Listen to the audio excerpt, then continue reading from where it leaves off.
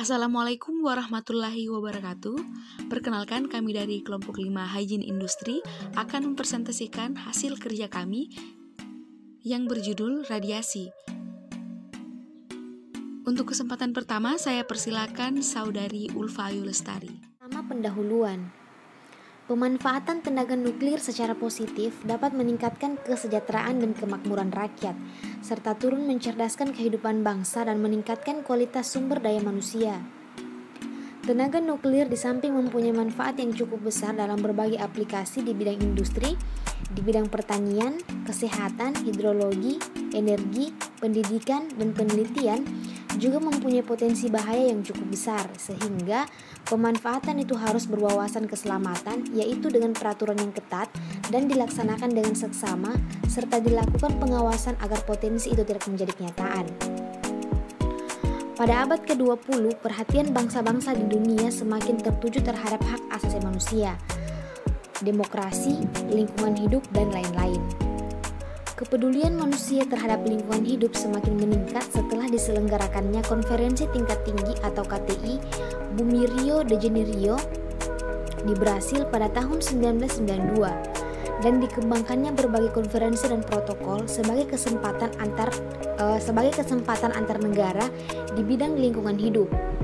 Di Indonesia, lingkungan hidup sudah mendapatkan perhatian yang cukup tinggi, yaitu dengan dibentuknya Kementerian Lingkungan Hidup, bahwa didukung dengan Undang-Undang Nomor 23 Tahun 1977 tentang pengelolaan lingkungan hidup. Dengan dikeluarkannya undang-undang tersebut, upaya pengelolaan lingkungan hidup dilaksanakan secara terpadu oleh instansi pemerintah sesuai bidang tugas dan tanggung jawab masing-masing masyarakat, serta perilaku pembangunan lain yang melestarikan lingkungan hidup. Hal ini tidak terlepas dari upaya terpadu yang berkaitan dengan pemanfaatan tenaga nuklir yang berwawasan lingkungan. Selanjutnya, mengingat potensi bahaya radiasi nuklir yang besar dalam pemanfaatan tenaga nuklir dan belajar dari kecelakaan nuklir di dunia, kesalahan operator ternyata tidak berdiri sendiri, tetapi melibatkan semua tingkat manajemen. Maka dalam setiap langkah kegiatan, faktor keselamatan harus tetap diutamakan.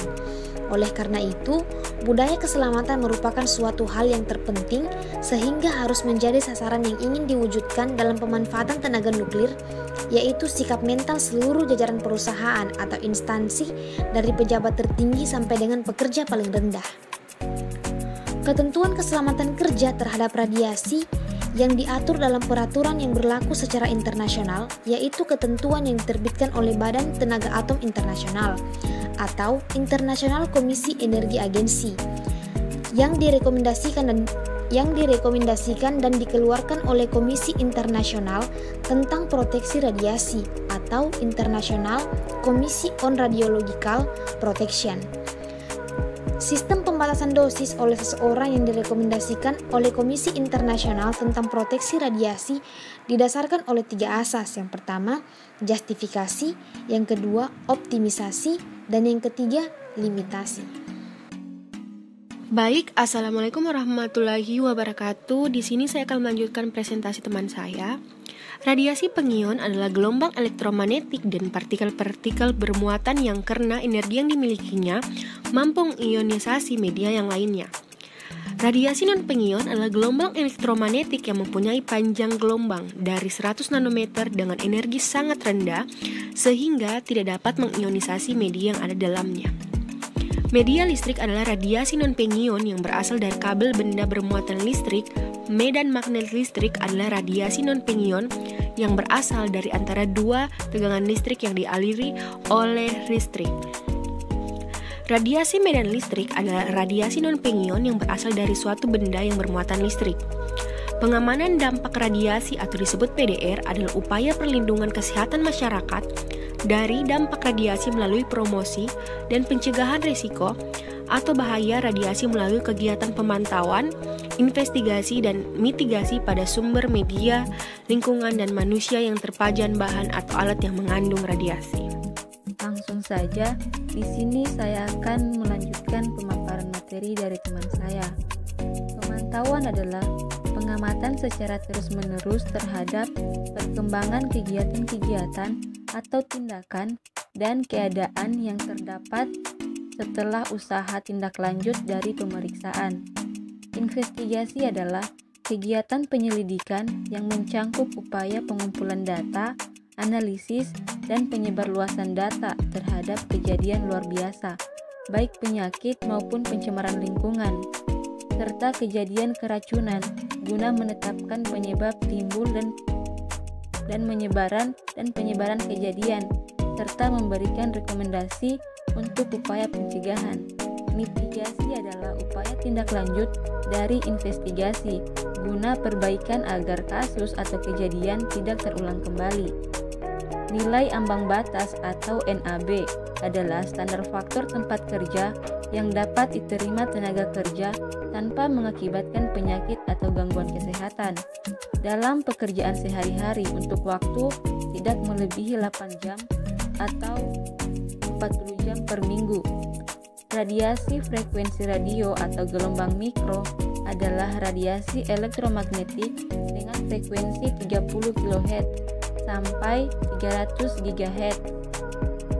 Radiasi ultraungu adalah radiasi elektromagnetik dengan panjang gelombang 180 nanometer sampai dengan 400 nanometer. Nilai ambang batas yang diizinkan adalah dosis radiasi yang masih dapat diterima seseorang tanpa menimbulkan kelainan-kelainan genetik atau somatik. Sampah radioaktif adalah zat-zat radioaktif dan bahan serta peralatan yang telah terkena zat-zat radioaktif atau menjadi radioaktif karena operasi nuklir dan tidak dapat dipergunakan lagi. Sumber pencemaran maksudnya adalah sumber asal pencemaran yang melepaskan pencemaran tersebut ke dalam lingkungan yang bertanggung jawab atas terjadinya pencemaran pada suatu titik pemajanan bila sumber asal pencemaran tidak diketahui. Oke, baik. Selanjutnya di sini saya akan membahas mengenai sumber radiasi. Jadi sumber radiasi itu terbagi menjadi dua, ada radiasi alam dan radiasi buatan. Jadi radiasi alam itu adalah radiasi yang sudah ada sejak terbentuknya alam semesta dan juga akan lenyap bersamaan dengan lenyapnya alam semesta. Nah, untuk radiasi alam sendiri yang pertama ada sinar kosmik dari luar angkasa. Jadi sinar kosmik itu adalah radiasi dan partikel bermuatan berenergi tinggi yang berasal dari luar atmosfer bumi yang dapat berupa elektron, proton, dan bahkan inti atom seperti besi atau yang lebih berat lagi. Kemudian yang kedua ada sinar matahari yang berupa ultraviolet dan infrared. Kemudian yang ketiga ada radiasi dari bahan radioaktif dan kerak. Kemudian yang terakhir yaitu pancaran alfa dari gas radon yang berasal dari tanah dan air, serta pancaran sinar gamma dari anak peluru gadon. Kemudian yang kedua ada radiasi buatan. Jadi radiasi buatan itu adalah sumber radiasi yang ada karena dibuat oleh manusia. Yang pertama ada radiasi yang digunakan untuk fotorongseng. Jadi fotorongseng ini adalah salah satu pemeriksaan penunjang yang menggunakan radiasi gelombang elektromagnetik untuk menampilkan gambar bagian tubuh. Kemudian yang kedua ada radiasi untuk terapi dan diagnosis penyakit di rumah sakit. Kemudian ada radiasi untuk telekomunikasi. Nah, contohnya yaitu adalah ponsel. Jadi ponsel itu beroperasi dengan frekuensi yang tinggi atau high frekuensi dengan kekuatan hingga 2 watt. Nah, frekuensi yang tinggi itulah yang membuat ponsel dapat menerima atau melakukan panggilan telepon serta dapat mentransfer dan menerima data serta memungkinkan untuk mentransfer sejumlah data pada tingkat yang sangat cepat setara dengan kecepatan cahaya. Nah, efek radiasi elektromagnetik dengan frekuensi tinggi itulah yang memiliki kemampuan untuk menembus ke dalam tubuh. Nah, selanjutnya ada sumber radiasi untuk penerangan.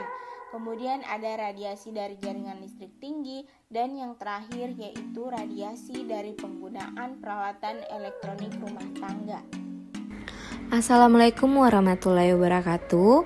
Nama saya Marisa Novianti dengan NIM J1A1182210. Di sini saya akan menjelaskan jenis-jenis radiasi. Yang pertama ada radiasi pingion. Yang meliputi radiasi pengion ada partikel, neutron, dan proton. Neutron ini bisa mengeluarkan selama baik spontan atau induksi fisi nuklir, proses fusi nuklir, atau dari reaksi nuklir lainnya.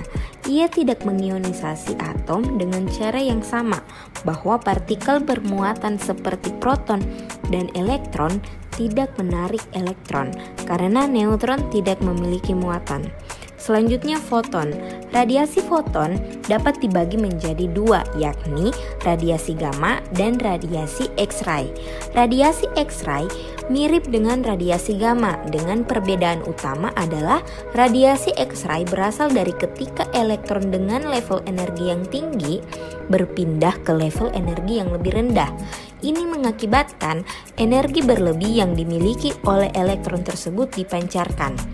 X-ray umumnya memiliki panjang gelombang yang lebih panjang dan energi yang lebih rendah jika dibandingkan dengan radiasi gamma. Selanjutnya radiasi alam. Radiasi alam berasal dari sinar kosmos, sinar gamma dari kulit bumi, penyeluruhan random dan thorium di udara seperti radionuklida yang ada dalam bahan makanan. Contoh sumber radiasi dari alam. Yang pertama ada radiasi benda-benda langit dan radiasi dari kerak bumi. Yang kedua radiasi non-pengion.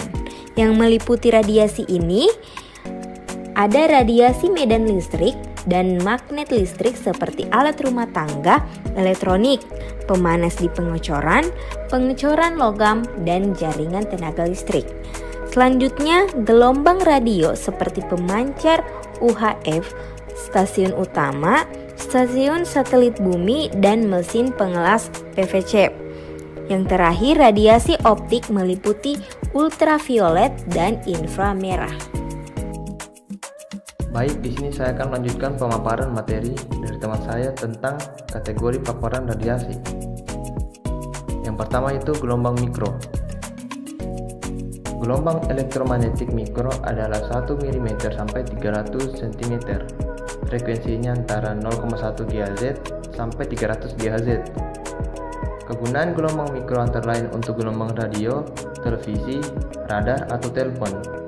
Gelombang mikro berefek terhadap kesehatan manusia antara lain: A. Radiasi gelombang yang pendek atau kurang dari 1 cm akan diabsorpsi oleh permukaan kulit sehingga kulit seperti terbakar. B. Gelombang mikro yang lebih panjang atau lebih dari 1 cm dapat menembus jaringan yang lebih dalam. Lanjut, C. Pada frekuensi tertentu berefek pada susunan saraf. Lanjut poin kedua, radiasi sinar ultraviolet. Gelombang spektrum sinar ultraviolet 1 nm sampai 40 nm. Sumber sinar ultraviolet selain sinar matahari adalah laser listrik. Laboratorium yang menggunakan lampu untuk menghasilkan sinar ultraviolet seperti spektrofotometer, atomic absorption spektrometer. Sinar ultraviolet berefek pada kulit dan mata manusia. Pada kulit, sinar ultraviolet menyebabkan eritema, yaitu bercak merah abnormal pada kulit. Terima kasih. Selanjutnya, dampak radiasi terhadap kesehatan manusia. Yang pertama, dampak radiasi pengion, yaitu radiasi sinar röntgen dan gamma menimbulkan luka bakar, impotensi, kerusakan sistem hemolitik, dan leukemia. Kemudian, radiasi sinar radioaktif akan menimbulkan kelainan pada sistematik dan faal tubuh atau kanker. Kemudian, dampak radiasi non-pengion. Dampak radiasi sinar laser terhadap tubuh manusia adalah gangguan pada mata atau kerusakan retina dan kebutaan dan kulit. Radiasi sinar inframerah juga menyebabkan gangguan lensa mata atau katarak.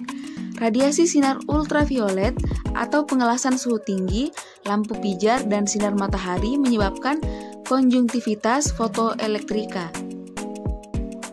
Selanjutnya, pengaruh buruk medan listrik dan medan magnet terhadap kesehatan berdasarkan hasil penelitian menggambarkan adanya hubungan kenaikan risiko kematian akibat kanker pada anak dengan jarak tempat tinggal yang dekat dengan jaringan transmisi listrik bertegangan tinggi. Pengaruh medan listrik dan medan magnet terhadap kesehatan tergantung dosis yang diterimanya. Selanjutnya, pengaruh langsung gelombang rasio terhadap kesehatan tubuh manusia adalah kerusakan jaringan setempat dan luka bakar, sedangkan arus gelombang terhadap frekuensi yang rendah berpengaruh terhadap frekuensi susunan syaraf. Tidak langsung, apabila manusia menyentuh objek logam yang berdekatan dengan pemancar berdaya tinggi akan menimbulkan luka bakar. Baiklah, di sini saya akan membahas tentang radiasi ionisasi atau pengion.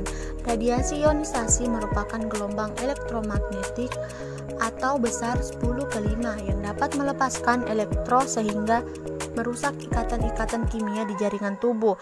Radiasi yang termaksud ini adalah yang pertama, sinar kosmis atau terdapat di ruang angkasa yang diperisai atau dilindungi oleh lapisan atmosfer. Sinar X dan sinar gamma akibat potensi energi radiasi gelombang elektromagnetik yang tinggi. 2. Partikel-partikel atom lainnya atau alfa inti atom helium, beta, elektron, proton, dan neutron yang menghasilkan energi radiasi gelombang elektromagnetik bila bertabrakan dengan bangunan lain.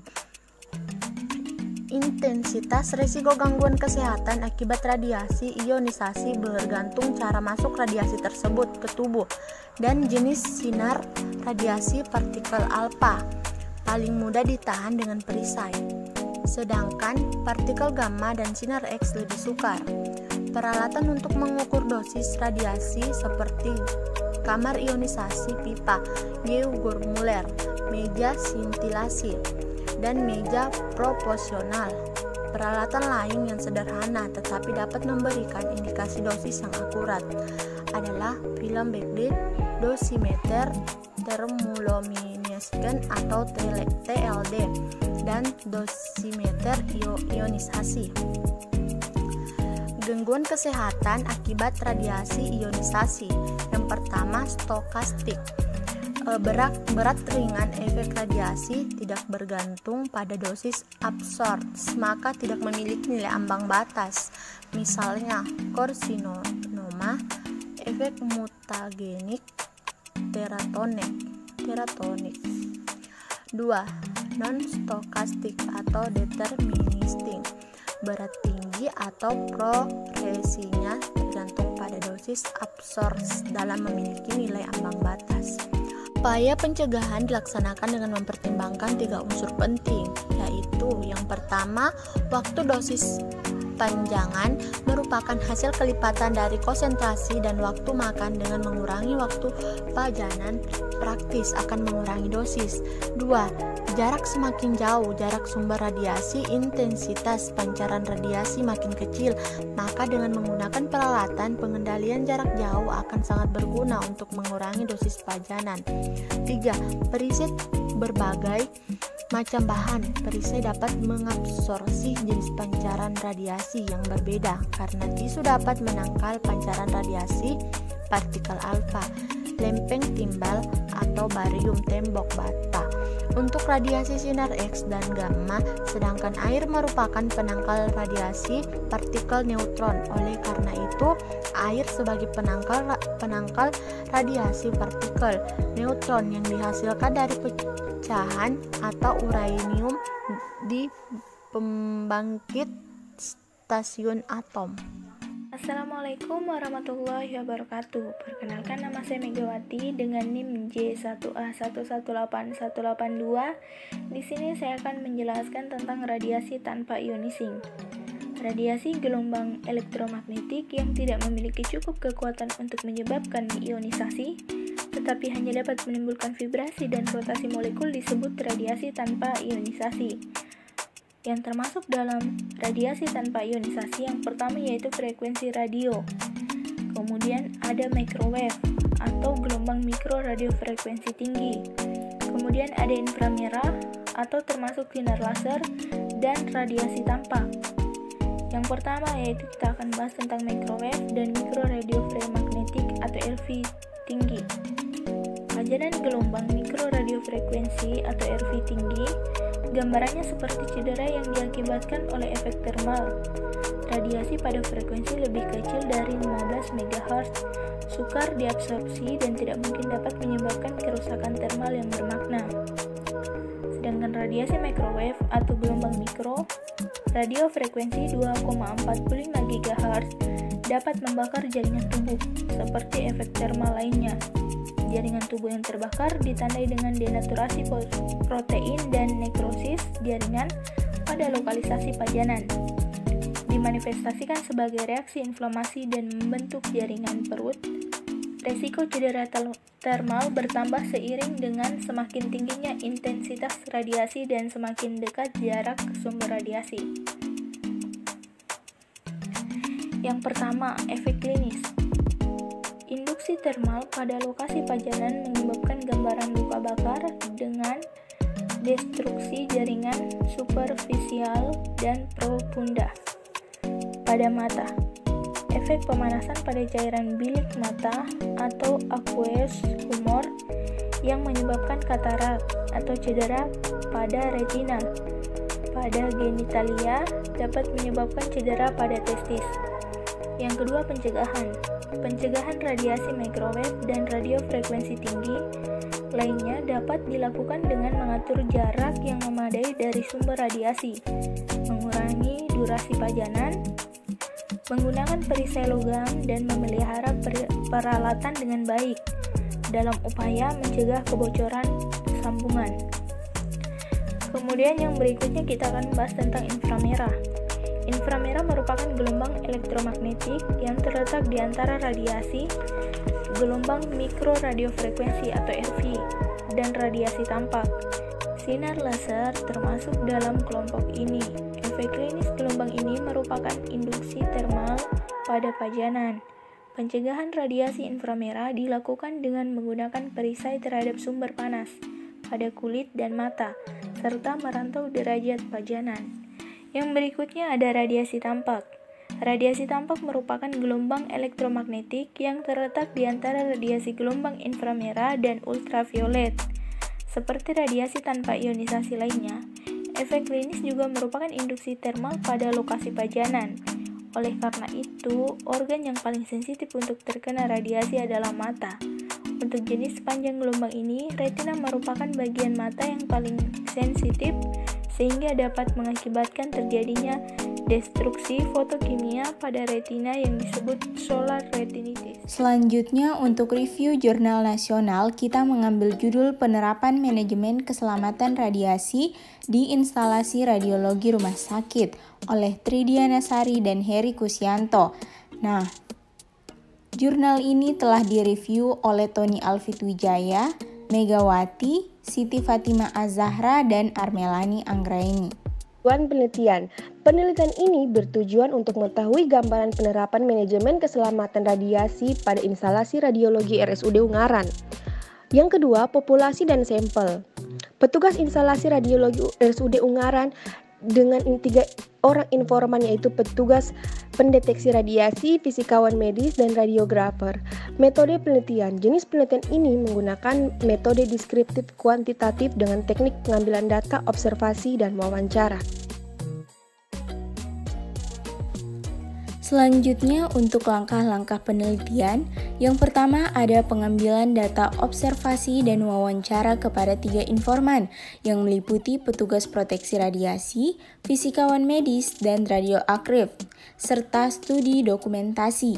Kemudian yang kedua yaitu data yang didapat kemudian dibandingkan dengan ketentuan yang termuat dalam Peraturan Pemerintah Nomor 29 Tahun 2009 tentang perizinan pemanfaatan sumber radiasi pengion dan bahan nuklir.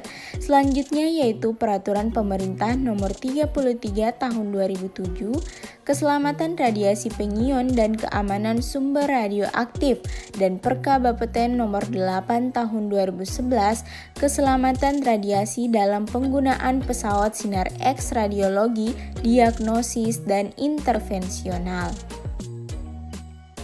Penelitian. Gambaran penerapan perizinan di instalasi radiologi RSUD Ungaran sebagai berikut.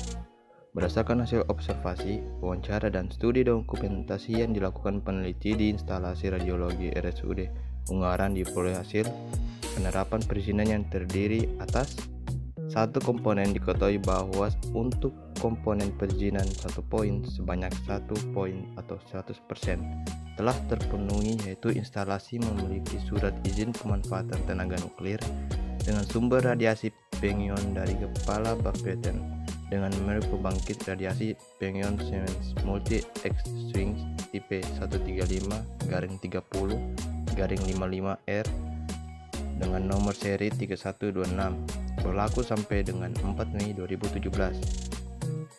Action Group Satellite with Soradex tipe OPX-105 nomor seri 990017 dan 990937 berlaku sampai dengan 26 Juli 2017. Dan Siemens Polymobile Plus tipe 5605022 nomor seri 136570 berlaku sampai dengan 6 September 2017.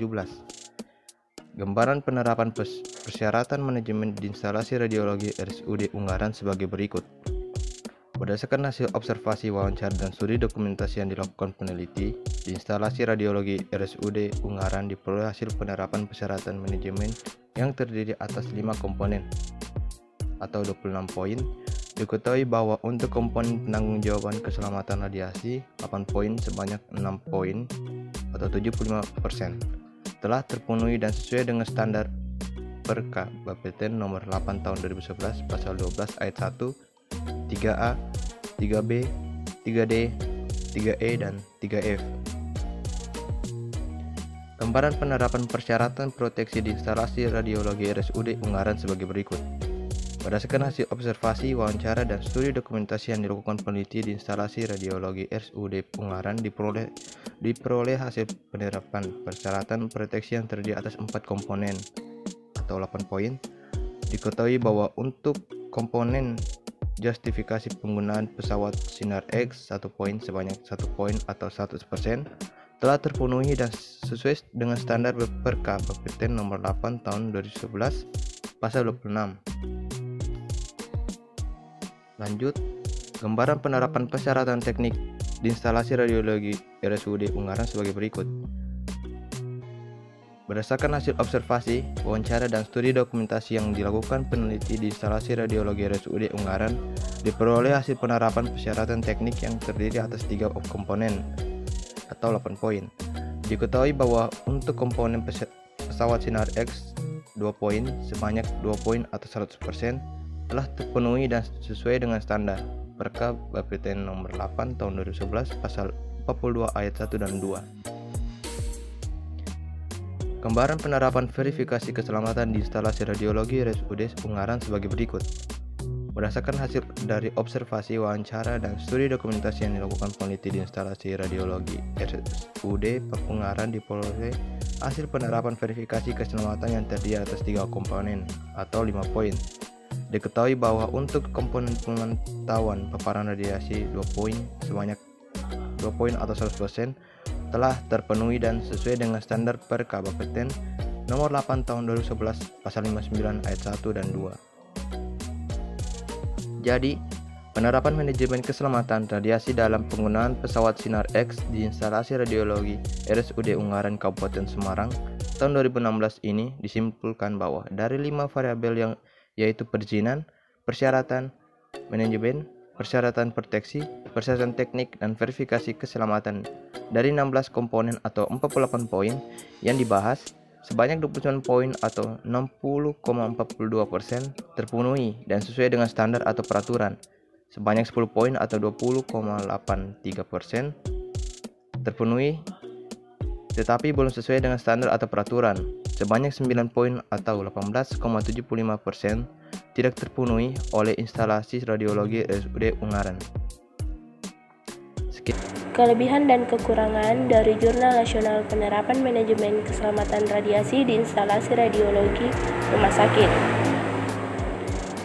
Kelebihan, dalam penelitian ini penulis menjamin keakuratan data dengan menggunakan metode deskriptif kuantitatif di 5 variabel penelitian yang terdiri atas perizinan, persyaratan manajemen, persyaratan proteksi, persyaratan teknik, dan verifikasi keselamatan. Semuanya memenuhi syarat yang diizinkan oleh Bapeten. Kekurangan dalam penelitian ini, dari 5 variabel ini penulis hanya menggunakan teknik pengambilan data observasi, wawancara dengan 3 informan, yaitu petugas proteksi radiasi, fisikawan medis, dan radiografer, dan studi dokumentasi, dengan 16 komponen terdiri dari 48 poin, dan tidak semuanya sesuai dengan yang diizinkan oleh Bapeten.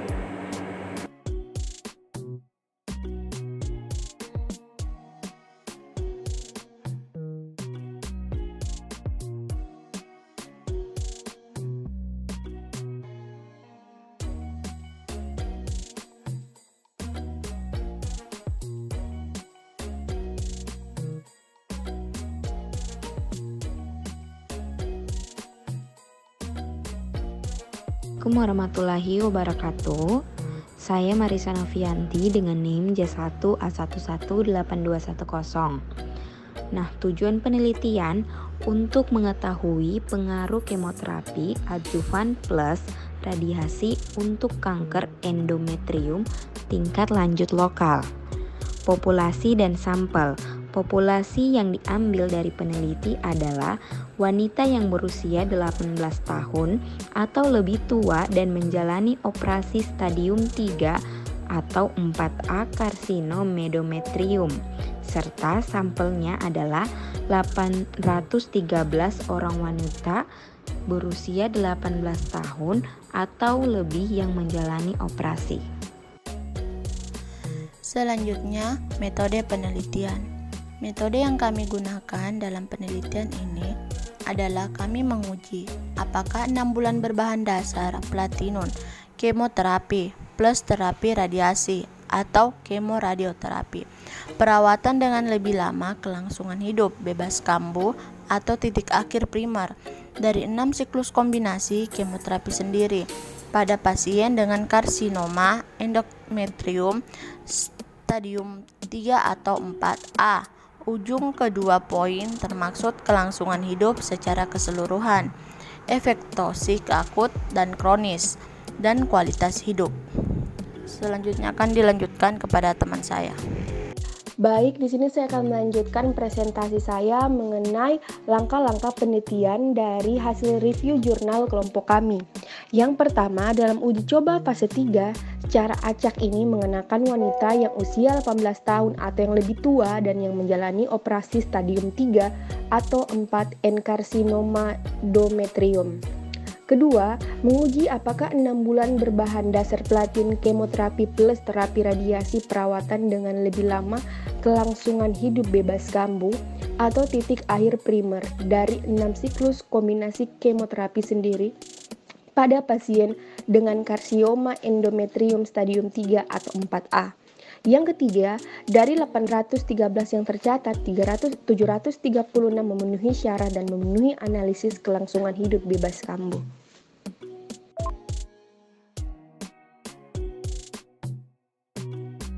Assalamualaikum warahmatullahi wabarakatuh. Perkenalkan, nama saya Indrawati. Di sini saya akan melanjutkan pemaparan dari teman saya mengenai hasil penelitian.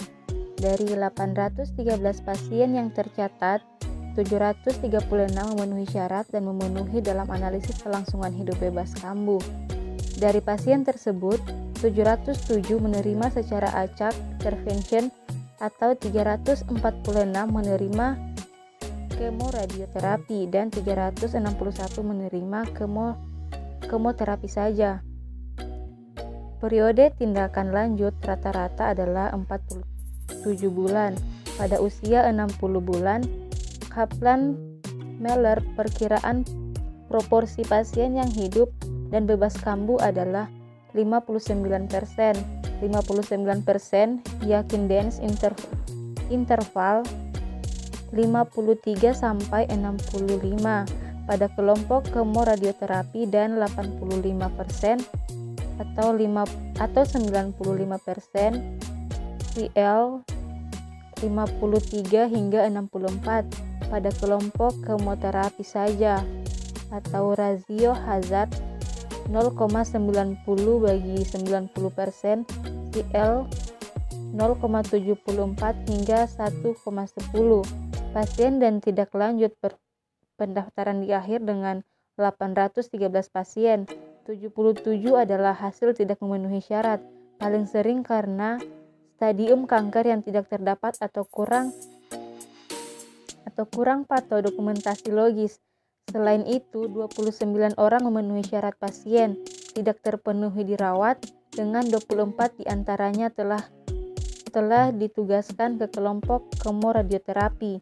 Durasi tidak lanjut rata-rata adalah 47 bulan bagi 295 kejadian berulang atau kematian dilaporkan ke seluruh populasi penelitian dan 271 dilaporkan di antara pasien yang memenuhi syarat. Analisis keamanan ini mencakup semua pasien yang memenuhi syarat dan dirawat. Sedangkan analisis kemanjuran mencakup semua pasien yang memenuhi syarat, terlepas dari apakah mereka menerima pengobatan. Kanker pasien dan tumor sebanyak 72%, pasien usia antara 50 dan 69 tahun atau usia median 60 tahun, 90% didefinisikan sebagai non-Hispanic dan 77% didefinisikan sebagai kulit putih. Status kinerja skor adalah 0 untuk 74% dari pasien yang tercatat dan jenis histologi endometrion dan dominan. Faktor stratifikasi seimbang antara kelompok pengobatan dan dengan hampir 98% pasien tidak memiliki penyakit sisa kotor. Terima kasih.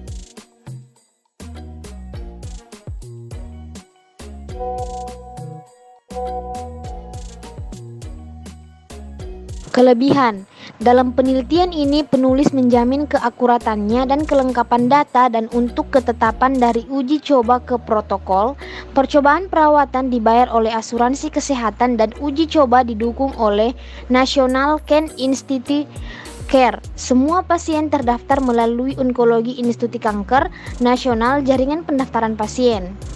Adapun kekurangan, dalam penelitian ini waktu yang digunakan untuk melakukan penilaian memakan waktu yang cukup lama, di mana penilaian penyakit termasuk komputer tomografi atau CT dari abdomen dan panggul dan radiografi dada di atas baris.